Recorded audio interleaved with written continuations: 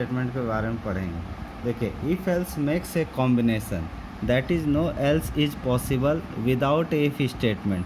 मतलब if else एक combination में आता है, ठीक है, आपका बिना इफ़ के एल्स पॉसिबल नहीं है, ठीक है। If the condition of if statement is false, अगर इफ़ स्टेटमेंट का कंडीशन फॉल्स होगा then it will only execute the statement written in else block. मतलब एल्स वाला कब एक्सिक्यूट होगा, जब इफ़ वाला फॉल्स होता है तभी एल्स वाला एक्सिक्यूट होता है। चलिए अब इसका सिंटेक्स को हम लोग देखते हैं। जैसे कि यहाँ पे सिंटेक्स लिखा हुआ है, इफ़ लिखते हैं, यहाँ कंडीशन लिखते हैं। अगर ये कंडीशन ट्रू होगा तो स्टेटमेंट वन जैसे हम लोग लिखे हुआ एक्सिक्यूट करेगा, इसमें मोर देन वन स्टेटमेंट भी हो सकता है, ठीक है। और अगर ये कंडीशन फॉल्स होगा तभी ये एल्स वाला काम करेगा। और इफ़ के जस्ट नीचे एल्स होता है, मतलब इफ़ लिख के बीच में कुछ और लिखेंगे उसके बाद एल्स नहीं हो सकता। जस्ट लाइक समझिए कि जब हम एक कॉइन को जब टॉस करते हैं तो या तो हेड आएगा या तो टेल आएगा। अगर हेड नहीं आएगा तो ऑटोमेटिकली टेल आएगा। उसी तरह इफ़ एल्स काम करता है। अगर हेड आ गया, मतलब अगर इफ़ का कंडीशन ट्रू हो गया तो यहाँ पे ये स्टेटमेंट रन करेगा, ठीक है। और अगर ये काम नहीं किया तभी एल्स वाला काम करेगा। मतलब अगर हेड नहीं आएगा तब टेल ही आएगा, और अगर हेड आ गया तो टेल नहीं आ सकता। मतलब दोनों कभी भी किसी भी सूरत में इफ़ एल्स में दोनों स्टेटमेंट एक्सिक्यूट नहीं कर सकता, सिर्फ कोई एक ही स्टेटमेंट एक्सिक्यूट करेगा। चलिए आगे हम लोग देखते हैं।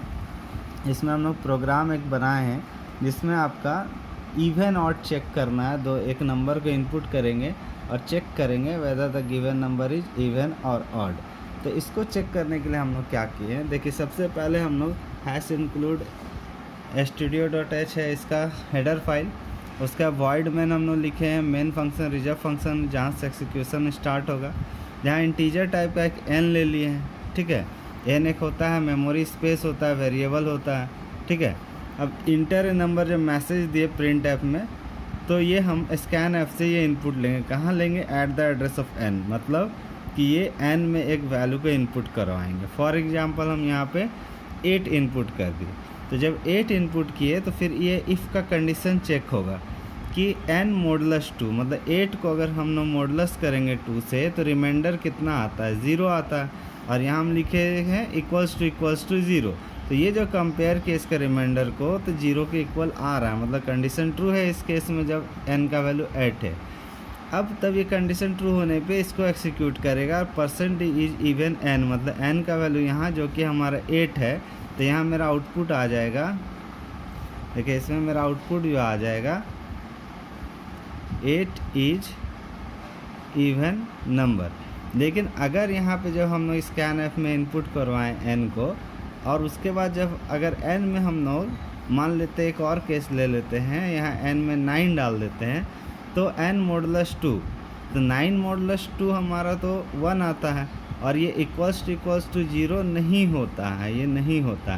तो कंडीशन फॉल्स हो गया इफ़ का, तो ऑटोमेटिकली एल्स में जाएगा। यहाँ कोई कंडीशन चेक करने की ज़रूरत नहीं है। और प्रिंट ऐप में लिख देगा % इज ऑड n, तो n का वैल्यू क्या है यहाँ पे आ जाएगा। मतलब इस केस में हमारा आउटपुट आ जाएगा 9 इज ऑड, ठीक है। तो इस तरह से ये इफ़ एल्स काम करता हो। आप लोगों को समझ में आया होगा। Thank you.